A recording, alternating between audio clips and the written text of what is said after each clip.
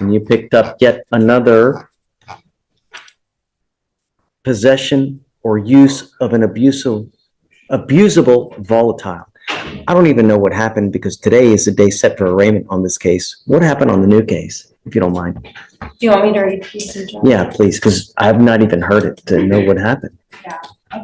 I also spoke to the witness yesterday, so I can tell you minutes from that.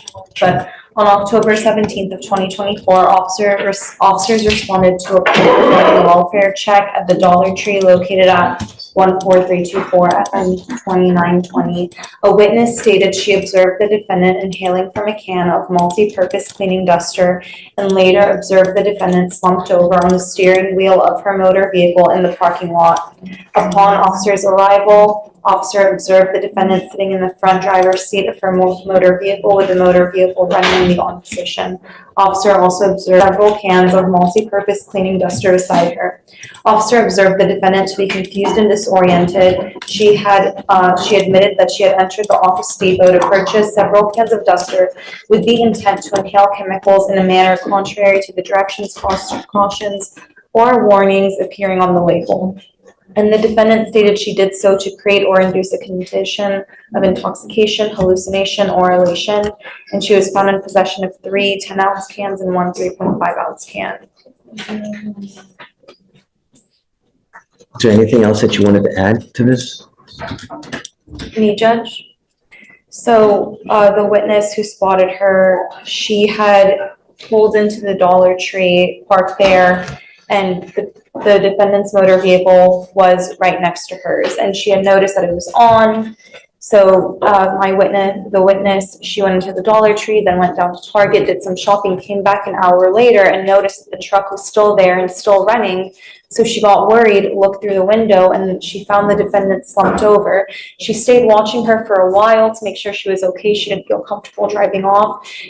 That's when the witness saw her lift her head up slowly and inhale from the can. Again in front of the witness, and my witness, she told me, and then she slumped back down, and that's when this called 911 because she was worried about the defendant driving off in that condition.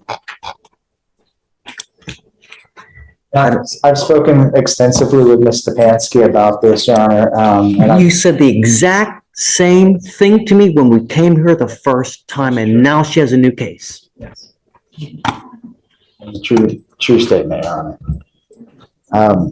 How do we get her to stop? Well, in talking to the state, so the plea agreement that we have agreed to with the state is the maximum length of probation to 2 years of probation.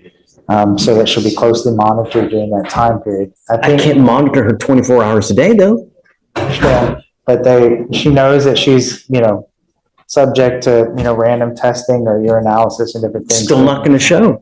I'm forbidding you from going to any store that sells this kind of stuff. You're not to go to any Walmart. You're not going to any Home Depot. So she's also going to sign a no driving affidavit, Your Honor, and so only her husband would be driving her anywhere. And so I think that her husband threatened her to divorce. This is me being frank, over this. If this ever happens again, her husband's divorcing her, is what he's told her, and is going to be closely monitoring her, and she's not driving by herself. You realize that what you're doing is you deprive your brain of oxygen when you do this, and at some point perhaps you'll hemorrhage yourself, perhaps you'll end up brain dead, you'll incapacitate yourself, that you're going to be unable to without the ability to speak. But you do this, and then you get out there, and it happens again. It scared me so much this time, and I believe it. I believe it. I don't believe one iota. Nope. You sold me the same thing. I'm currently attending NA meetings, which I will continue to attend. I think that, like I said, the combination of her not being able to drive to be able to go get this stuff, and her husband helping to monitor that. Then of the 2 years of probation and making sure that she knows that, you know, she's under I have a sponsor. surveillance, that I don't think it will continue to be a problem. I think that when there's been monitoring, there hasn't been a problem. This was, again, this is just me kind of pulling back the curtain here because we're entering a plea. Sure, Haddad, how do we get it to stop? This is, man, I'm sorry, Judge, if I could just finish that thought for a second. Look, I'm all ears Yes, sir. with any recommendation as how to get it to stop, because I mean, it's not something that I can test that'll show whether someone's using or not. Judge, at this point, I mean, I was hoping that the TRS would recommend something such as like HUA, that's like a intensive treatment made for women, that's, Yes, I mean, yeah, I'm thinking HUA might be a good place to put her. Figure out what the TRS is kind of. Right. I think that that's the best thing that we need to do. Yeah, I think that, But my opinion, Your Honor, is that the no driving affidavit will cover or will fix the problem. This was when as soon as she started to drive, basically, it became the problem. You know, when the husband said, okay, you can drive, then she went to the store and did that. But without her being able to drive, and like I said, you know, the husband making sure that that's not happening, because again, he's not tolerating any of is this. the husband here?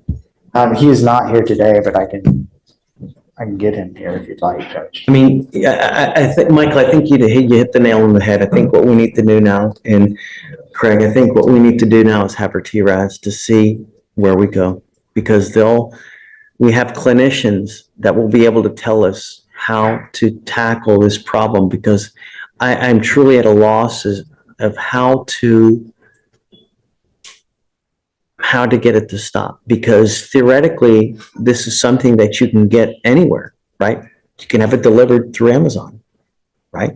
So Sure, but that hasn't been her MO of doing any of this. I understand you. I hear your words. she's been able to drive. I understand. Right. Well, she wasn't able to drive for a while after this happened or whatnot, and then it wasn't a problem. And then when driving resumed, then that resumed being a problem. So that's why I I think don't know that for the no sure. driving affidavit would fix that.